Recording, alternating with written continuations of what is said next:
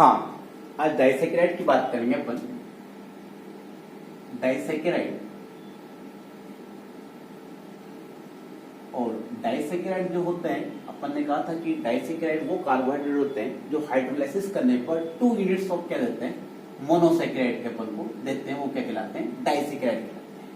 बात करें इसमें 2 यूनिट्स ऑफ मोनोसैकेराइड होती है, और जो मोनोसैकेराइड होती है दोनों एक ऑक्साइड बॉन्ड से जुड़ी रहती है, और जिस ऑक्साइड बॉन्ड से दोनों मोनोसैकेराइड अटैच रहती है उसको अपन कहते हैं ग्लाइकोसाइडिक बॉन्ड।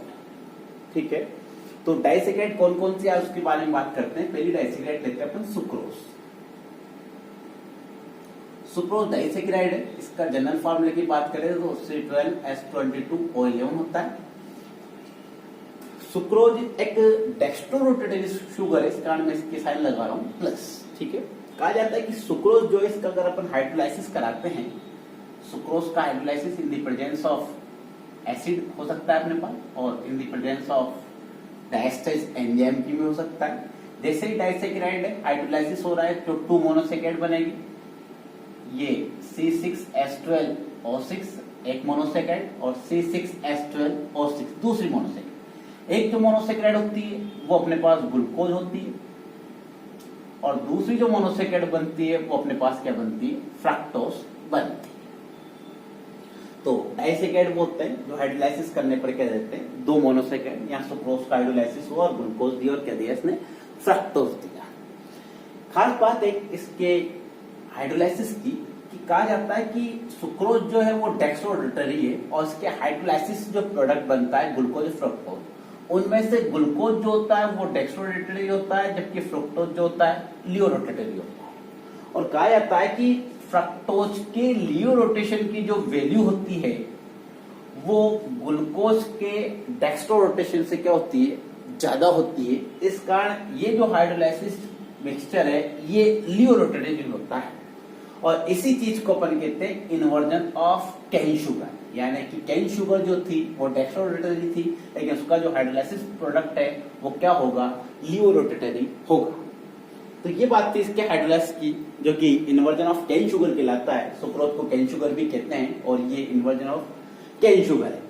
बात करें अपन सुक्रोज की, तो सुक्रोज की जो स्ट्रक्चर है उसमें अपन एक ग्लूकोज और फ्रक्टोज को दोनों को अटैच करके सुक्रोज की स्ट्रक्चर बना सकते हैं। जैसे ग्लूकोज जो है अपने पास वो होता है अल्फा डी ग्लूकोज, और अल्फा डी जो ग्लूकोज की स्ट्रक्चर बनाई थी अपन ने, पायरेनोज स्ट्रक्चर थी अल्फा डी ग्लूकोज की, ये H OH H OH OH H H OH CS2OH और H, ये ग्लूकोज है। और ग्लूकोज भी कौन सा, अल्फा डी ग्लूकोज। ठीक है, बात करें अपन फ्रक्टोज की, तो मैं बना रहा हूं फ्रक्टोज, और फ्रक्टोज की फ्यूरानोज स्ट्रक्चर बना रहे हैं, और फ्यूरानोज स्ट्रक्चर में अपन ले रहे हैं बीटा डी फ्रक्टोज। ठीक है, ये सेकंड कार्बन, ये थर्ड, ये फोर्थ और ये फिफ्थ कार्बन, सॉरी ये थर्ड। ये अपने पास बात करें तो यहां पर बीटा बनाने के लिए OH ऊपर और CS2OH नीचे, थर्ड कार्बन पे OH H H OH CS2OH और H। ये जो स्ट्रक्चर किसकी है, बीटा डी फ्रक्टोज की। ठीक है, तो ग्लूकोज तो लिया अपन ने अल्फा, और फ्रक्टोज लिया कौन सा, बीटा। इनमें बॉन्डिंग होगी, ग्लाइकोसाइडिक बॉन्ड कैसे बनता है उसकी बात करें, यहां से तो OH और यहां से H, ऑक्सीजन से दोनों कनेक्ट हो चुके हैं, दोनों मोनोसैकेराइड इस ऑक्साइड बॉन्ड से कनेक्ट हो चुकी है, और इस ऑक्साइड बॉन्ड को अपन क्या कह रहे हैं, ग्लाइकोसाइडिक बॉन्ड। ठीक है, ग्लाइकोसाइडिक बॉन्ड, दोनों मोनोसैकेराइड जिस ऑक्साइड लिंकेज से अटैच होती है उसको अपन कहते हैं ग्लाइकोसाइडिक लिंकेज या ग्लाइकोसाइडिक बॉन्ड।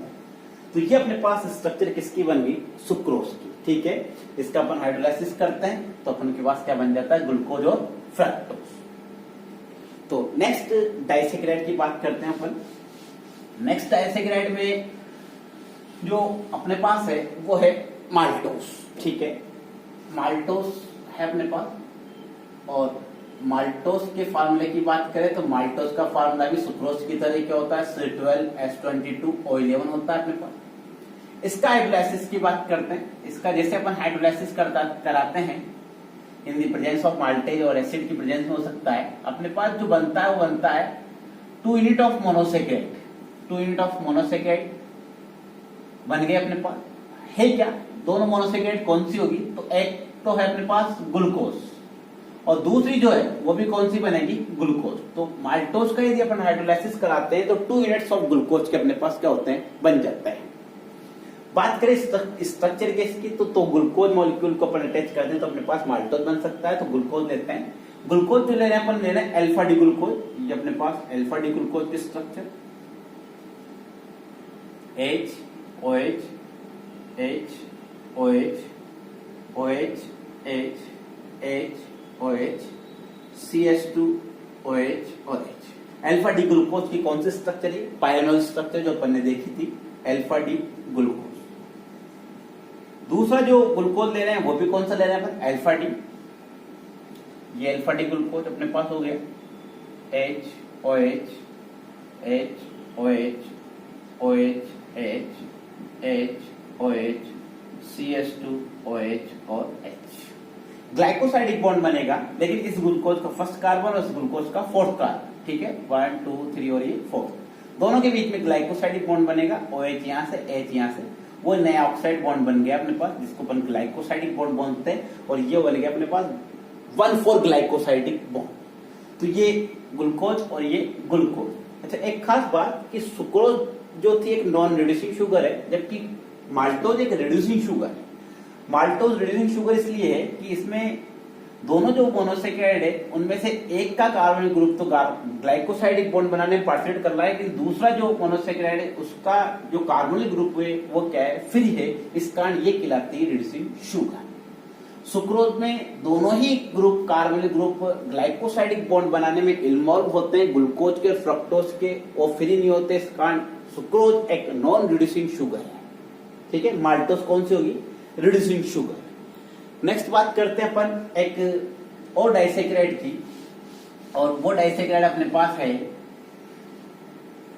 लैक्टोज, ठीक है। लैक्टोज और लैक्टोज जो कहलाती है वो कहलाती है मिल्क शुगर भी कहलाती है। दूध जो होता है मीठा होता है वो किसके कारण होता है, लैक्टोज शुगर के कारण ही होता है। इसके फार्मूले की बात करें तो इसका फार्मूला होता है C12H22OH। इसका हाइड्रोलाइसिस करवाते हैं अपन। इसका जैसे अपन हाइड्रोलाइसिस कराते हैं in the presence of acid ले सकते हैं अपन, वो 2 यूनिट ऑफ मोनोसेकेराइड बनती है। 2 यूनिट में से एक जो यूनिट बनती है वो तो कौन सी बनती है, ग्लूकोज, और एक जो यूनिट बनती है वो नया मोनोसेकेराइड अपने लिए वो है गैलेक्टोज। क्या बनेगा, गैलेक्टोज, ठीक है। सुक्रोज का हाइड्रोलाइसिस कराया तो एक तो बना ग्लूकोज और एक बना फ्रक्टोज। माल्टोज का कराया तो दोनों मॉलिक्यूल किसके बन गए, ग्लूकोज के। जबकि लैक्टोज का कराएंगे तो एक तो ग्लूकोज बनेगा और एक गैलेक्टोज अपने पास बनेगा, ठीक है। स्ट्रक्चर की बात करें तो ग्लूकोज और गैलेक्टोज दोनों को अपन कनेक्ट कर देते हैं तो क्या बन जाता है, लैक्टोज।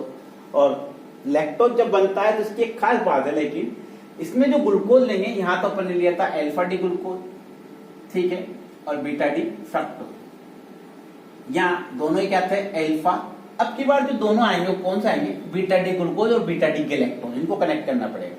तो बीटा डी ग्लूकोज की बात करें, बीटा डी ग्लूकोज और बीटा डी गैलेक्टोज दोनों बॉन्ड बना लेंगे और दोनों में 1,4 ग्लाइकोसाइडिक बॉन्ड बनेगा। इस कारण ये शुगर भी क्या कहलाएगी, नॉन रिड्यूसिंग शुगर कहलाएगी, ठीक है। तो माल्टोज और लैक्टोज क्या है, रिड्यूसिंग शुगर है, जबकि सुक्रोज क्या है, नॉन रिड्यूसिंग शुगर में आती है अपने पास। तो ये थे अपने पास दोनों डाइसेकेराइड जिसके बारे में अपन बात कर रहे हैं। नेक्स्ट अपन बात करते हैं पॉलीसेकेराइड की।